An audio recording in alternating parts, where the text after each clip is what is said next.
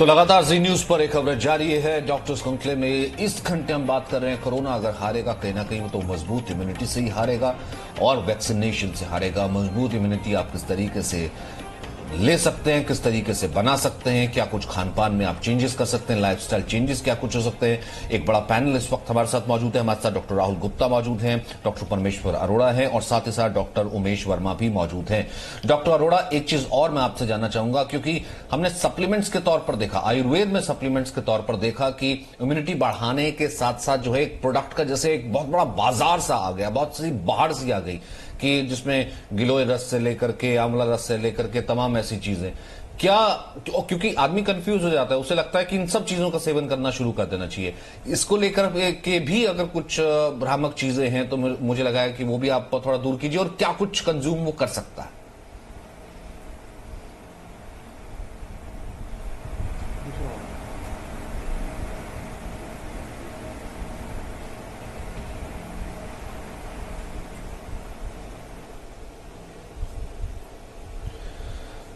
अरोड़ा जी, आवाज आ रही है आपको? लगता है उन तक आवाज नहीं पहुंची। इसी सवाल का जवाब डॉक्टर राहुल गुप्ता अगर आप दे पाए, क्योंकि कहीं ना कहीं एक, ठीक है अब इसे कुछ भी कहिए, लोग आपदा में भी अवसर ढूंढ लेते हैं और आपदा में अवसर की नेगेटिव चीजें भी बहुत होती है। हमने देखा कि कैसे हेल्थ सर्विसेज ने भी इसमें एक अवसर ढूंढा और लोगों की इम्यूनिटी को है स्ट्रांग करने के नाम पर लगभग प्रोडक्ट्स का बाढ़ सी आ गई, बाजार खुल सा गया। तो ऐसे में कैसे बचे? देखिए, हमारे देश में जो कि एक आयुर्वेदिक का खान है वो बहुत ही अंडर डेवलप्ड है और वो ढंग से एक्सप्लॉइट नहीं हुआ है। आयुर्वेदिक की नॉलेज रखने वाले लोग बहुत ही कम हैं और कई बार ऐसा लगता है कि हमें धोखा हो रहा है। आयुर्वेदिक की जितनी भी ये मेडिसिन हैं जो कि कमर्शियली अवेलेबल है या फिर कुछ जो आयुर्वेदिक डॉक्टर जो ढंग से आयुर्वेदिक प्रैक्टिस करते हैं और वो सजेस्ट करते हैं, उनसे डेफिनेटली हमारी इम्यूनिटी इंप्रूव होती है। मैं एक एलोपैथी का डॉक्टर हूं, मैं आयुर्वेदिक को नहीं पढ़ता, ना मैं उसको प्रमोट करता हूं, लेकिन मुझे पता है कि हमारे आयुर्वेदिक में, हमारे एलोपैथी में बहुत ज्यादा इम्यूनिटी बूस्टर्स मेडिसिन नहीं है। हम लोग भी जिस पे डिपेंडेंट है वो vitamin C, vitamin D, different type of vitamin हैं, एंटीऑक्सीडेंट्स हैं, ओमेगा 3 फैटी एसिड्स हैं, उन सब पे डिपेंडेंट है। तो जो ये मेडिसिन च्यवनप्राश जैसे गिलोई है, जैसे कि नींबू का रस है, जैसे जिंक है, जैसे और भी चीजें जो अवेलेबल हैं, डेफिनेटली उनसे कुछ ना कुछ फायदा होता है। उनको एक नियमित रूप से अगर हम एक रेगुलर शेड्यूल बना के लें तो उससे हमारी इम्यूनिटी को बूस्टअप मिलता है।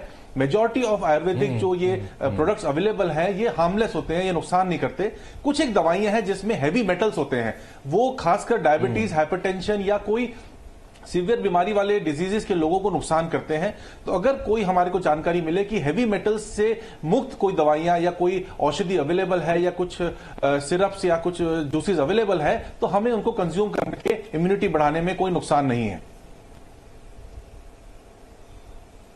ठीक है सर। डॉक्टर परमेश्वर अरोड़ा, अगर आप ये सवाल सुन पाए हों, क्योंकि मैंने कहा था कि इम्यूनिटी बढ़ाने के नाम पर एक प्रोडक्ट गिलोय का रस, आंवला रस और ये तमाम चीजें तो हैं ही हैं, लेकिन उसके साथ साथ हजारों चीजों की जैसे बाढ़ से आ गई और लोग हो गए कंफ्यूज कि हम क्या कंज्यूम करें, क्या सब कुछ ले आए? नहीं नहीं, बिल्कुल नहीं, ऐसा नहीं करना है। जैसे डॉक्टर साहब ने कहा कि बड़ी बेसिक सी चीजें होती हैं जो प्रूवन एक तरह से इम्यूनो बूस्टर्स हैं। उसमें गिलोय का आपने नाम लिया, च्यवनप्राश है, आंवला है, अश्वगंधा है, ये सब हमारे प्रूवन एक तरह से इम्यूनो बूस्टर्स हैं। और इनके साथ में ना एक बात और मैं आपको बताना चाहूंगा। आपने देखा कि मैंने जब इम्यूनिटी बढ़ाने की बात आई तो सबसे पहले हमने कहा कि आपका ताजा बना हुआ सात्विक सुपाच्य आहार वो सबसे बड़ा एक तरह से माध्यम बनता है इम्यूनिटी में। यहाँ पे मैं थोड़ा सा क्लैरिटी लाना चाहता हूँ कि हमारे यहाँ जो है इम्यूनिटी को लेकर के आयुर्वेद में एक पूरा एक विज्ञान है, एक पूरी ब्रांच है जिसको हम बोलते हैं रसायन चिकित्सा। रसायन से मतलब यहाँ पे केमिकल से नहीं है, बल्कि उन औषधियों से है, उन जड़ी बूटियों से है जो सीधे जाकर आपकी इम्यूनिटी को बढ़ाते हैं। तो हमारे यहाँ जो आयुर्वेद के 8 अंग हैं उनमें एक अंग है रसायन चिकित्सा। तो उसमें बेसिकली इम्यूनिटी की बात की गई है और बॉडी की इम्यूनिटी को सीधे सीधे अग्नि को, अब अगर हम आज के परिवेश में समझना चाहें तो हमारी मेटाबॉलिक पावर उसके डायरेक्टली प्रोपोर्शनल किया गया है। और हमारे यहाँ कहा गया कि जो लंघन होता है, लंघन का मतलब आदमी जब बीमारी फैली हो, जैसे ये पेंडेमिक फैला हुआ है, या जब बीमार हो तो उसे ऐसी चीज खानी चाहिए सो दैट उसकी जो मेटाबॉलिक पावर है, उसकी जो अग्नि है वो स्पेयर रहे, वो कम खर्च हो, और बची हुई अग्नि जो है वो आपकी इम्यूनिटी को बढ़ा करके उस वायरस से, उस बैक्टीरिया से, उस एंटी माइक्रोबियल, मतलब एक तरह से कोई भी माइक्रोबियल एजेंट जो हमारी बॉडी में बीमारी दे रहा है उससे फाइट कर सके। और अगर तो आम हमारा भाषा में जो समझूं concept तो है, फॉर एग्जांपल कौन से ऐसे प्रोडक्ट, कौन से ऐसी चीजें, कौन सा ऐसा खान पान हो सकता है जिससे अग्नि बची रहे? जी, जैसे सुपाच्य आहार मैंने अभी पहले बताया, आपको एक तरफ से चने पचाने हैं और एक तरफ से मूंग की धुली दाल पचानी है। तो आप समझिए कि बीमार को मूंग की धुली दाल क्यों दी जाती थी? क्योंकि उसकी अग्नि मंद होती है। हमारे यहाँ सीधी सी बात है, अग्नि बोला जाता है शांते अग्नियों मिर्यते, ये अग्नि है जिसके शांत हो जाने पे आदमी मर जाता है। हम क्या बोलते हैं, भाई ठंडा पड़ गया आदमी, ठंडा पड़ गया मिस अग्नि चली गई, उसकी मेटाबॉलिज्म खत्म हो गया, मिर्यते मिस मर गया। और युक्ते चिरम जीवत्ते नामी है, जब तक शरीर में गर्मी है वो चिरकाल तक जीवित रहता है। और रोगी स्याद विकृते, और इसी अग्नि के डिस्टर्ब हो जाने पे, मंद पड़ जाने पे आदमी रोगी बन जाता है। तो मूलम अग्निम तस्मिन् रुच्यते, इस शरीर का यदि कोई मूल है तो वो शरीर की अग्नि है। तो इस समय जितना अग्नि को हम बचा के रखेंगे, आपको केवल खा खा के पेट में वहां पे अग्नि को उधर सब डाइवर्ट कर देंगे, तो हमारे शरीर में घूम घूम के अग्नि जो है वायरस को कैसे फाइट करेगी, कैसे मारेगी? तो हमारे बड़े जो हैं जब भी बीमार पड़ते थे, चाहे बुखार होता था, बिल्कुल। और डॉक्टर उमेश वर्मा, इसी में अगर आप ऐड करना चाहें कि इसी का जिसे कहते हैं कि एक तरीके से कहा जाता है कि the right combination is allopathy and Ayurvedic both, तो अगर उसमें बैलेंस फिर आपने रखना है तो फिर वो किस तरीके से फिर आप इम्यूनिटी की तरफ जाएंगे? हम अपनी तरफ से इम्यूनिटी को प्रमोट करने के लिए कोई भी फ्रेश फ्रूट्स एंड वेजिटेबल्स, और जो सर सात्विक आहार बार बार एम्फसाइज कर रहे हैं, उसका बेसिक कारण यह है कि आपको कम एनर्जी स्पेंड करनी पड़ेगी उस सात्विक आहार को खाने के लिए। Regular exercise, deep breathing exercises, ये एक बहुत इसेंशियल पार्ट है इस समय कोरोना पैंडेमिक से लड़ने के लिए। हमें ये बात समझनी पड़ेगी कि ये वायरस इवेंचुअली लंग में फाइब्रोसिस कर रहा है, जो लंग को टाइट कर रहा है, जिसकी वजह से ऑक्सीजन की कमी हो रही है।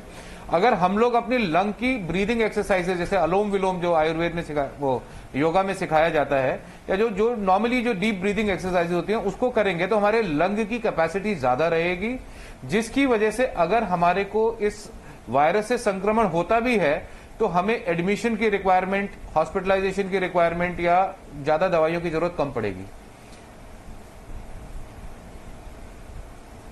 सकता हूं क्या? बात, और कहीं ना कहीं ऐसा है कि जैसे कि फिलहाल ये जो वैक्सीनेशन आया है सर, ये जो दवाइयां आई हैं फिलहाल, ये फिर किस तरीके से डॉक्टर राहुल गुप्ता अफेक्ट करता है आपकी इम्यूनिटी को? या फिर जिसका जिक्र मैंने पहले भी किया था कि इससे हुआ था कोरोना या फिर हो गया क्योंकि एंटीबॉडी टेस्ट कराया, आप में एंटीबॉडी डेवलप है, तो उसको कैसे समझा जाए फिर?